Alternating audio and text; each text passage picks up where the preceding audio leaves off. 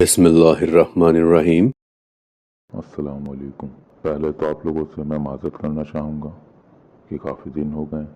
کوئی video upload نہیں ہوئی، تو ویڈیو کی طرف چلنے سے پہلے آپ لوگوں سے درخواست ہے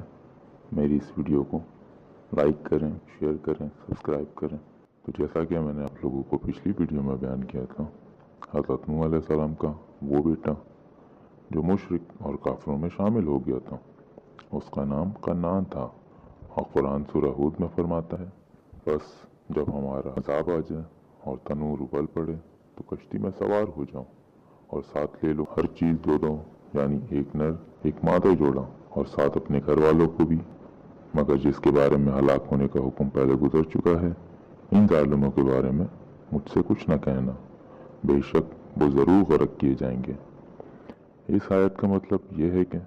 اللہ تعالیٰ نے عذاب کے نازل ہونے سے پہلے ہی حضرت نوح علیہ السلام کو فرما دیا تھا کہ جب عذاب آ جائے تو تم اپنے ساتھ کشتی میں ہر چیز کا ایک ایک جوڑا، یعنی ہر حیوان سے ایک جوڑا ساتھ کر لینا، اور تمام اقسام کے کھانے پینے کا سامان بھی ساتھ کر لینا، تاکہ ان کی قسم اور نسل باقی رہے، اور اپنے گھر والوں کو بھی ساتھ رکھنا، ہاں مگر جن کے متعلق پہلے فیصلہ نازل ہو چکا ہے، یعنی کافر، اگرچہ وہ آپ کے گھر والوں میں سے کوئی ہو، اس بارے میں آپ کی دعا نہیں سنی جائے گی، اور ہر کافر پر عذاب اترنا ضروری ہے، اور اس سے وہ بچ نہیں سکتا۔ تنور سے کیا مراد ہے؟ جمہور علماء کے نزدیک تو اس سے روئے زمین ہی مراد ہے، تو مطلب ہوگا کہ زمین کے تمام اطراف سے پانی چشمے کی طرح ابلے گا، حتیٰ کہ تنور جو کہ آگ کا چشمہ ہے وہ بھی پانی پھینکے گا۔ اور سیدنا علی رضی اللہ تعالیٰ عنہ سے مروی ہے کہ تنور صبح کا نکلنا اور فجر کا روشن ہونا، یعنی صبح کی روشنی اور فجر کی چمک، لیکن زیادہ غالب پہلا قول ہے۔ اور شبیر رحمۃ اللہ علیہ فرماتے ہیں کہ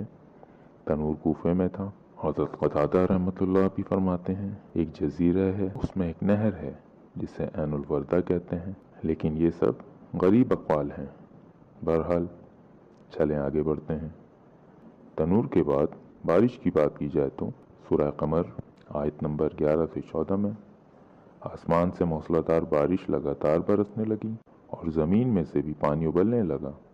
اور ساری زمین پانی سے بھر گئی جہاں تک منظور رب تھا۔ پانی بھر گیا اور نوح علیہ السلام کو رب العالمین نے اپنی نگاہوں کے سامنے چلنے والی کشتی پر سوار کر دیا، اور کافروں کو ان کے کفر کردار تک پہنچا دیا۔ میں آپ کو سورہ ہود کی آیت پڑھ کر سنانا چاہتا ہوں، اور وہ کچھ اس طرح سے ہے: اور جب مقررہ وقت آ جائے، وہ لمحہ جس کا انتظار تھا، یہاں تک کہ جب ہمارا حکم آ گیا اور تنور پر پڑا، تو ہم نے کہا ہر قسم کے جانور کا ایک ایک جوڑا کشتی میں رکھ لو، اپنے گھر والوں کو بھی، سوائے ان اشخاص کے جن کی نشاندہی پہلے کی جا چکی ہے، اس میں سوار کر دو، اور ان لوگوں کو بھی جو ایمان لائے ہیں۔ حضرت نوح علیہ السلام نے کہا سوار ہو جاؤ اس میں، اللہ ہی کے نام سے ہے اس کا چلنا بھی اور ٹھہرنا بھی، میرا رب بڑا غفور و رحیم ہے۔ جب یہ واقعات شروع ہوئے تو اللہ تعالیٰ نے سورہ ہود میں حکم دیا حتى إذا جاء أمرنا وفارت النور، یہاں تک کہ جب ہمارا حکم آ گیا اور وہ تنور ابل پڑا، تو اس کے بعد دوسرے مرحلے کے لیے حکم دیا گیا قل نحمل فيها من كل زوجين اثنين قل نحمل فيها من كل زوجين اثنين وأهلك إلا من سبق عليه القول ومن آمن۔ ہم نے کہا ہر قسم کے جانوروں کا ایک ایک جوڑا کشتی میں رکھ لو، اپنے گھر والوں کو بھی سوائے ان اشخاص کے جن کی نشاندہی پہلے کی جا چکی ہے، اس میں سوار کر دو، اور ان لوگوں کو بھی جو ایمان لائے ہیں۔ اب زوجین اور اسنین کے مفہوم میں بھی مفسرین کا اختلاف ہے۔ اس کے بعد أهلك إلا من سبق عليه القول ومن آمن،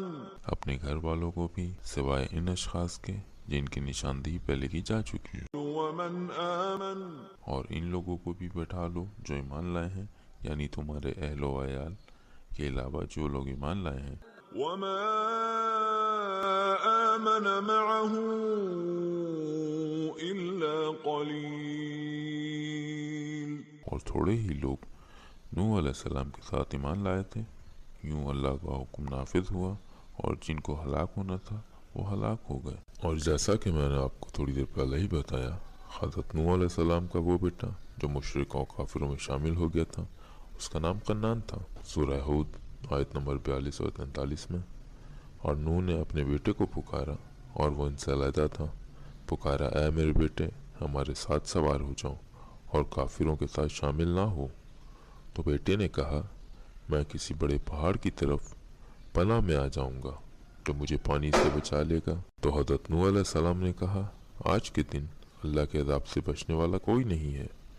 مگر جس پر اللہ رحم کرے۔ تو اتنی بات ہوئی تھی کہ دونوں کے درمیان ایک موج حائل ہوئی اور وہ غرق ہونے والوں میں سے ہو گیا، اور اس بیٹے کا نام یام تھا جو سام، حام اور یافس کا بھائی تھا۔ یام یعنی قنان یہ کافر تھا اور غیث والے اعمال کا مرتکب تھا، لہٰذا اپنے والد کی اس کے دین و مذہب میں مخالفت نافرمانی کی جس سے ہلاک ہونے والوں میں شامل ہو گیا۔ اور سورہ تحریم کے مطابق حضرت نوح علیہ السلام کی بیوی کشتی میں چڑھنے سے انکار کر دیا تھا تو وہ بھی پانی میں غرق ہو گئی۔ کشتی میں حضرت نوح علیہ السلام کے ساتھ کتنے لوگ سوار تھے؟ تو اس میں یہ بھی علماء کا اختلاف ہے۔ ابن عباس رضی اللہ تعالیٰ عنہ سے مروی ہے کہ وہ 80 لوگ تھے۔ ان کی تعداد کے بارے میں اور بھی اقوال ہیں، صحیح تعداد اللہ تعالیٰ ہی جانتا ہے کیونکہ ان کی تعداد کسی صحیح حدیث میں وارد نہیں ہے۔ واللہ عالم۔ آپ لوگوں سے ایک سوال پوچھنا چاہتا ہوں، کیا آپ حضرت نوح علیہ السلام کی بیوی کا نام جانتے ہیں؟ اگر جانتے ہیں تو کمنٹس میں بتائیں۔ حتى إذا جاء أمرنا وفارت النور قل نحمل فيها من كل